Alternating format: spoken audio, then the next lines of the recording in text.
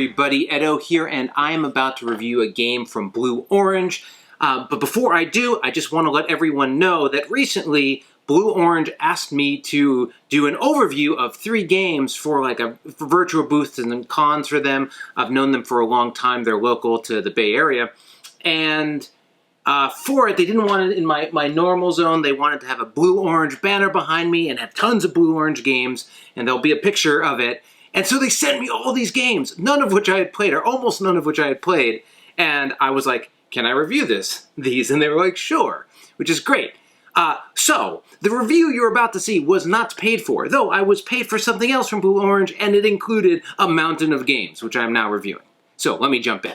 And here we have Animix, which is actually one of the games that I did an overview for. And in Animix, what you're going to be doing is you're going to have a grid of animals in the forest or in the wilderness, and you are looking to essentially hold a majority of those animals to then score points based on their position on the board. I will explain it, but it's really easy to play. It plays in like 10 minutes, super fast, 3 to 6 players, or 2 to 6 players rather, and it's 8+. And so just to talk about the animals for a second, we have monkeys here. Monkeys are scored in a column. Elephants are scored in a row. Penguins are scored by being orthogonally adjacent. Pelicans diagonally adjacent, if the adjacent works in that way. Diagonally connected. Lovebirds are in pairs. Chameleons have to do with creatures surrounding them or adjacent to them orthogonally and being different. Wolves around the perimeter, and lions based on the number of lions on the board. So you want to have fewer lions on the board are worth more points. And when you're playing, and then there are these mountain tokens I'll talk about in a second. When you're playing the game based on the number of players, you're going to pick a number of creatures to start with. You will never use all of them.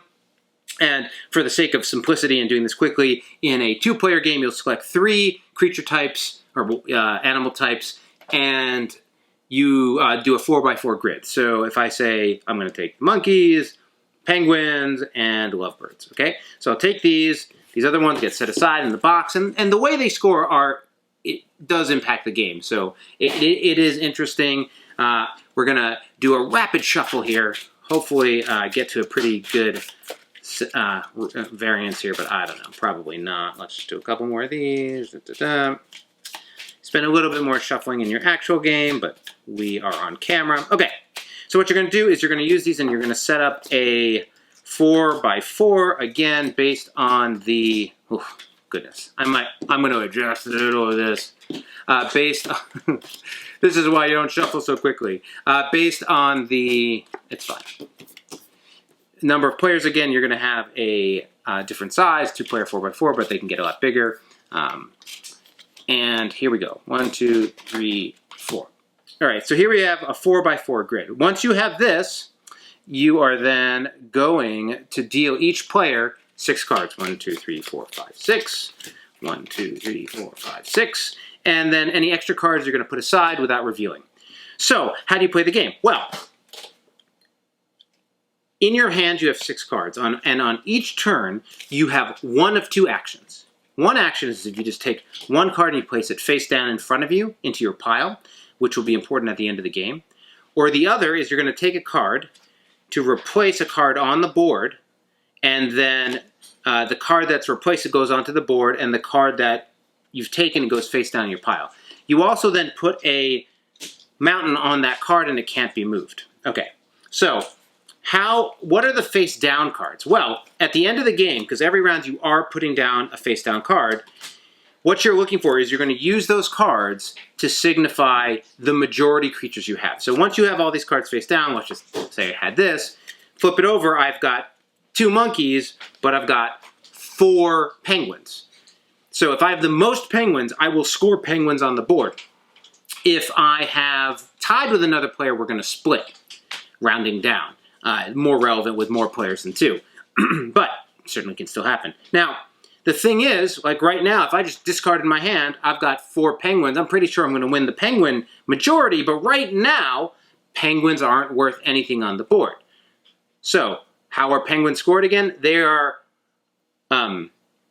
orthogonal adjacent. So, there are no penguins together. So, I already have 4 penguins. Perhaps, you know, I see a couple on the board. I don't think this other player is going to have any penguins, whatever. So maybe what I do is and assume we're taking turns, but I've discarded 2 penguins. I feel pretty good on my penguin count. Now I want to get more penguin points on the board. So now I might say, okay, well, I'm going to place this one here, removing this bird, and now I have 2, and then maybe I would replace this one here, removing this bird, and now there's more points available. The thing is, as I do that, now I'm starting to collect lovebirds, so maybe I would go for lovebirds, and then we're looking for lovebirds in pairs. The other player, on the other hand, might be looking around and saying they're going to go for monkeys, but notice I'm going for penguins, so maybe they're saying, hey, I'm going to, let's say they think I'm going for lovebirds, I'm going to try to thwart you by taking away lovebirds to making a large monkey set. So, a lot of animals, but the point is, it's this really interesting play between trying to place cards down to get a majority and also like trying to take things off the board and add things to the board as you go. It really scales nicely. With more players, there's more interesting dynamics, but because the animals are increasing and decreasing, there's a lot of variance and it works really well. I really like the strategy of it, and in particular, it plays so quick. In the pile, change on the board. In the pile, change on the board, and by locking things in, you really have reducing choices as you go, and it just works.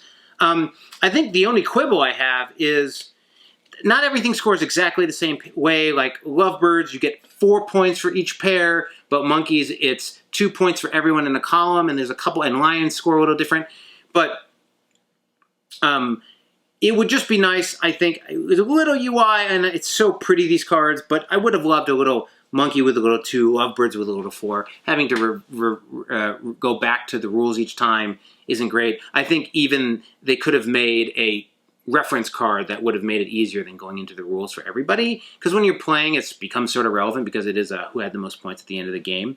But it's easy to pick up, really easy to play. I think it scales well. This one impressed me. There was a lot of fun in a really short amount of time with this game. So, this is Animix.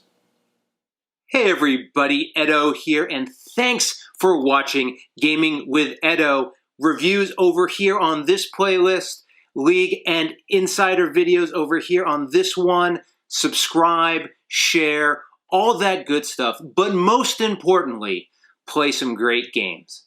Thanks.